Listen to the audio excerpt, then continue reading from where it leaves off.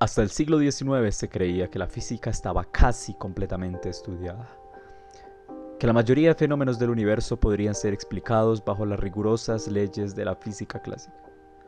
Pero la concepción de cómo se veía el mundo estaba por cambiar. Diversos experimentos de la luz y fenómenos radiológicos contradecían el comportamiento que experimentaban las leyes de la física clásica, dando paso a una nueva concepción del mundo, que facilitó grandiosos avances tecnológicos, tales como las cámaras digitales, la luz láser o la espectroscopía moderna. En esta ecuación hablaremos de algunos de aquellos estudios y sus implicaciones tecnológicas. Nuestra historia comienza en el año 1859, con el estudio de la interacción de la radiación con la materia, donde el científico Gustav Kirchhoff deja planteado el famoso problema del cuerpo negro, un cuerpo que absorbe toda la energía y a la vez emite un espectro continuo. Diversos físicos intentaron explicar el fenómeno sin éxito. En 1879, los físicos Stefan y Boltzmann dan con la relación de la irradiancia y la temperatura, concluyendo con que todos los cuerpos negros son iguales.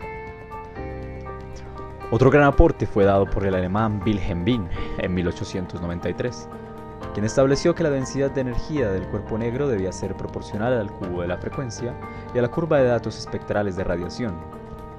Pero Wilhelm fue incapaz de determinar la fórmula matemática que describe dicha curva en forma de campana, la cual ilustraban los datos experimentales. La búsqueda de dicho término les correspondió a los físicos John William Strutt, tercer barón de Rayleigh, y a Sir James Jeans. Estudiemos más a fondo cómo fue el desarrollo matemático que plantearon aquellos físicos.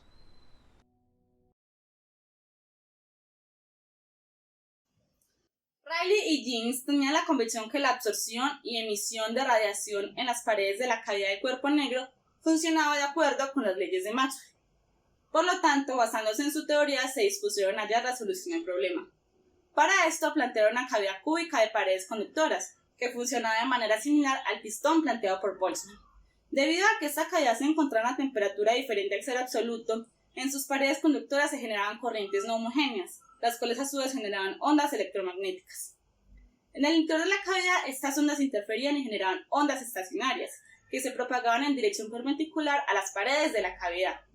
De Maxwell se sabía que el campo eléctrico oscilaba en dirección perpendicular a la dirección de propagación de la onda. Por lo tanto, el campo eléctrico debía ser paralelo a las paredes de la cavidad. Pero como estas paredes eran conductoras, se generaban flujos de cargas opuestos que contrarrestaban el campo. Por lo tanto, las paredes funcionaban como nodos. Lo siguiente será encontrar una expresión matemática para representar la radiación dentro de la cavidad. Para ello utilizaron la ecuación de onda de Maxwell, que toma la siguiente forma.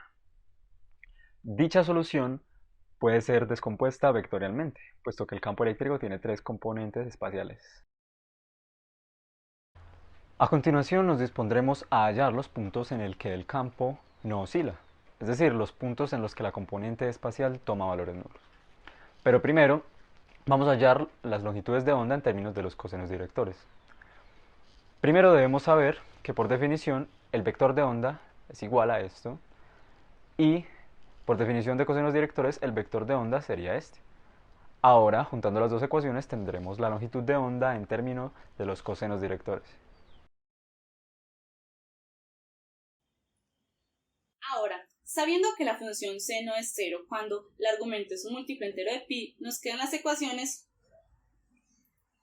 Como vemos, en las tres se tiene el número pi a ambos lados de la ecuación, por lo cual lo podemos cancelar y obtener.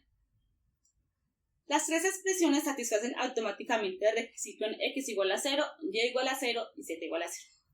Pero para que la condición también se satisfaga en x igual a a, y igual a a y z igual a a, se debe cumplir. Recordando las expresiones que nos relacionan a lambda x, lambda y y lambda z con los cosenos directores y reemplazándolas en las ecuaciones anteriores, obtenemos. Ahora, notemos que si elevamos las tres ecuaciones al cuadrado y luego las sumamos, obtenemos.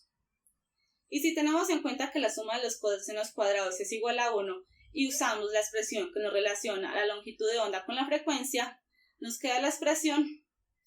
De aquí podemos hallar los modos o frecuencias confinadas dentro de la cavidad dadas por la expresión. Para ello, Rayleigh y Jeans hallaron la tripleta de Nx, Ny y Nz, armando un espacio modal, y afirmando que cada punto en el diferencial de volumen entre las dos superficies esféricas inscritas en el octante es un modo confinado de la cavidad que satisface la condición R igual a 2A nu sobre C.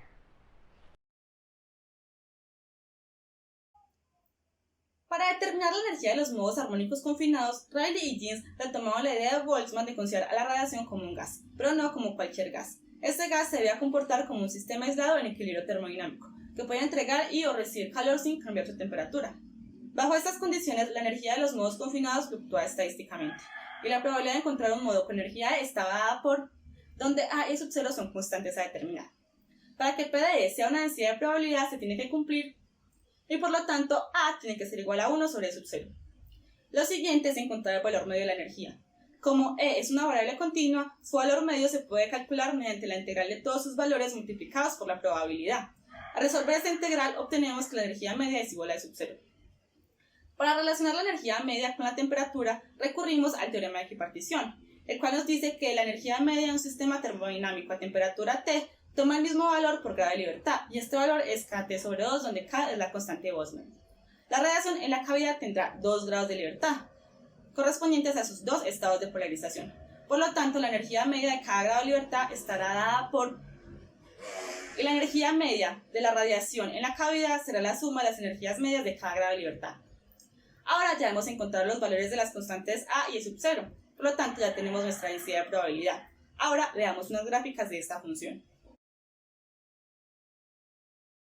Usando este resultado, se puede concluir que la energía por unidad de volumen en un intervalo de frecuencias infinitesimal de un cuerpo negro a una temperatura T, pues va a ser simplemente el producto de la energía promedio de una onda estacionaria por el número de ondas estacionarias en un intervalo de frecuencia dividido el volumen de la cavidad.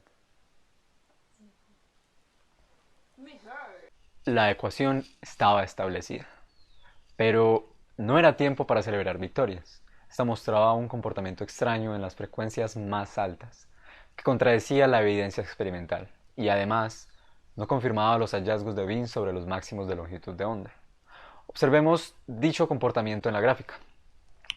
Podemos notar que la evidencia experimental, los datos experimentales nos dan una curva en forma de campana asimétrica, mientras que la curva de Rayleigh y Jeans muestra una discrepancia para las frecuencias más altas.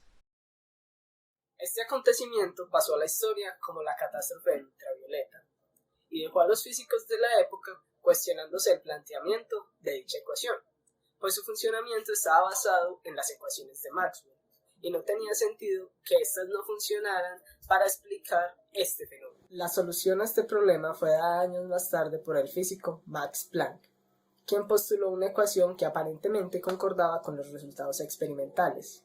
La ecuación de Planck tenía esta forma. Dicha ecuación fue bombardeada por la crítica, hasta el punto en el que el mismo Planck creía que ésta no aportaba un significado físico al fenómeno, sino que simplemente conseguía acomodar matemáticamente a los resultados observados. La razón de su incredibilidad era sencilla. Esta ecuación suponía que la energía estaba dada por paquetes discretos. Esto contradecía la física que se venía manejando hasta el momento, que ahora conocemos como física clásica. En la física clásica se considera la energía como un continuo. Por tanto, es difícil creer que la energía está dada por paquetes discretos en sí. Planck denominó estos paquetes cuantos. Los cuantos dieron origen a una nueva revolución en la física. Albert Einstein tomó la idea de Planck y la dotó de un significado físico, y mediante esta idea logró teorizar la existencia de un dispositivo que se basaba en la interacción mecánico-cuántica de la materia con la radiación. Este dispositivo permitía generar un haz de luz focalizado y posteriormente fue conocido como láser. Para explicar el funcionamiento teórico de este dispositivo, es necesario recurrir al modelo atómico de la mecánica cuántica. Para la mecánica cuántica, el átomo puede existir en ciertos niveles de energía determinados. El estado de más baja energía o el estado más estable se conoce como estado base o estado fundamental. Este estado es el más estable del átomo y por tanto puede perdurar un largo periodo de tiempo. Cuando el átomo recibe una determinada cantidad de energía, este produce un salto cuántico, es decir, pasa de un nivel o un estado a otro.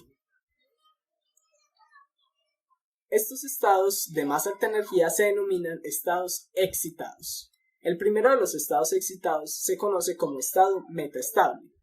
Este estado puede durar alrededor de unos 3 milisegundos, lo cual es un tiempo de vida relativamente largo. Otro de los estados excitados, y que es el de mayor energía, se denomina estado de vida corta, en el cual el átomo puede durar entre 10 a 1 nanosegundos. El átomo, cuando pasa de un nivel de energía más alto a uno más bajo, es decir, del estado de vida corta al estado metaestable o del estado metaestable al estado fundamental, emite un paquete de energía. Esta energía puede ser en forma de radiación, en forma de calor o en forma de movimiento. Ya que entendemos cómo son los niveles de energía de los electrones, podemos hablar de los procesos en los que se basa el funcionamiento del láser. En el primero, se suministra radiación con una determinada frecuencia para que los electrones pasen a un estado excitado de vida corta. Este proceso es conocido como absorción estimulada. En el segundo, los electrones que se encuentran en el estado excitado de vida corta se relajan espontáneamente hasta un estado provisional, el estado metaestable, el cual se mantiene en el tiempo lo suficiente para que una cantidad significativa de átomos lo ocupe. Este proceso es conocido como inversión de población. En el último proceso, el electrón que se encuentra en el estado metaestable interacciona con un fotón que debe tener una determinada frecuencia. Debido a esta interacción, el electrón realiza una transición a un nivel de energía más bajo, generalmente el estado fundamental. Esta transición va acompañada de la emisión de un fotón que tiene las mismas características de que interaccionó con el electrón. Este proceso es conocido como emisión estimulada. La principal diferencia entre la luz láser y las fuentes de luz convencionales, conocidas como fuentes térmicas, es que una fuente de luz normal produce luz de muchas longitudes de onda diferentes, emitidas en muchas direcciones y por lo general con diferente fase. Por otra parte, un láser, todos los fotones tienen la misma polarización, frecuencia y fase, por lo cual se produce una luz coherente con un color más puro y de mayor intensidad. Además, en el láser se emite una única longitud de onda. Y en principio, la luz láser se basa en la emisión estimulada, mientras que en las fuentes de luz convencionales se basa en el principio de emisión espontánea. Ya en 1960, el físico Theodor Harold Maiman logra construir este dispositivo basándose en la teoría propuesta años antes.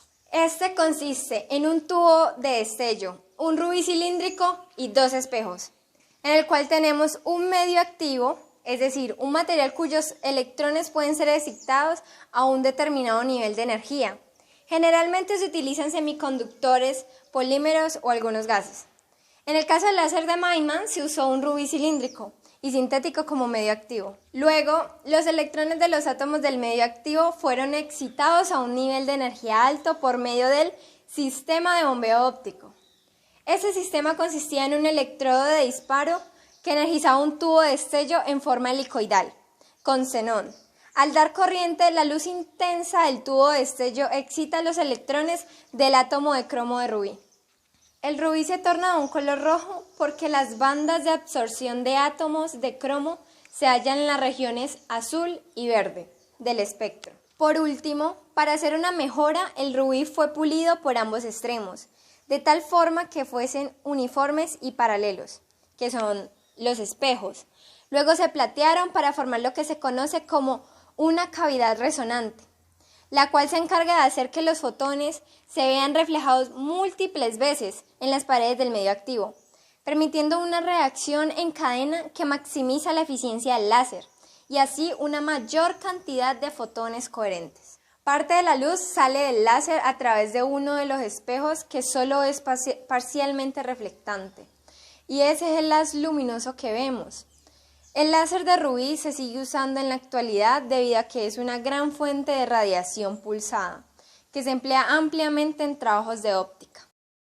La idea del quantum contribuyó a que Einstein en 1905 lograra explicar el fenómeno que Hertz observó años atrás. El fenómeno lo bautizó Lennard como efecto fotoeléctrico.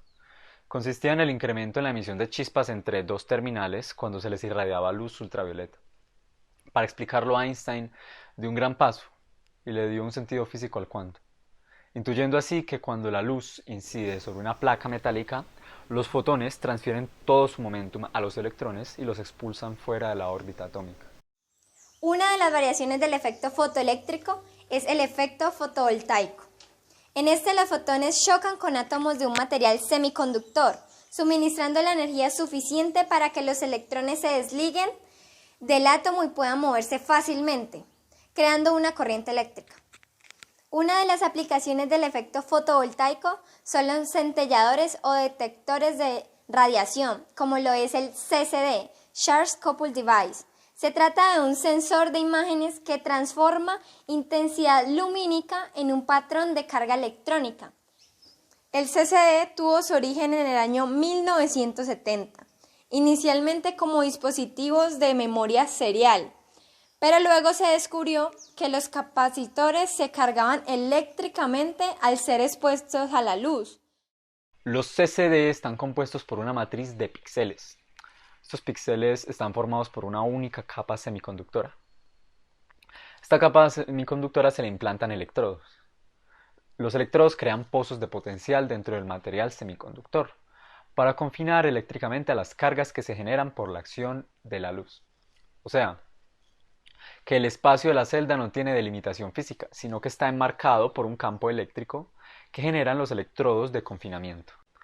La primera de las etapas se deja pasar luz abriendo y cerrando el obturador durante un tiempo llamado tiempo de integración, permitiendo que los fotones choquen con las celdas fotosensibles, es decir, los píxeles. Si la energía de los fotones absorbidos es lo suficientemente grande, los electrones pueden pasar de la banda de valencia a la banda de conducción. El área fotosensible de cada píxel del CCD se llama fotodiodo. En la segunda etapa, los fotoelectrones son recogidos en unos pozos de potencial que posee cada píxel, que es una región donde los electrones están confinados debido a una barrera de potencial. Así todas las celdas quedan cargadas con un voltaje proporcional a la cantidad de luz recibida. En la tercera etapa se debe transferir ordenadamente las cargas almacenadas en los pozos de potencial de manera que no se mezclen. Para ello se aplica una carga a un primer electrodo que está adyacente a otro, haciendo que el pozo de potencial sea grande y lo compartan los dos electrodos. Cuando se elimina el voltaje en el primer electrodo, toda la carga se va al segundo pozo.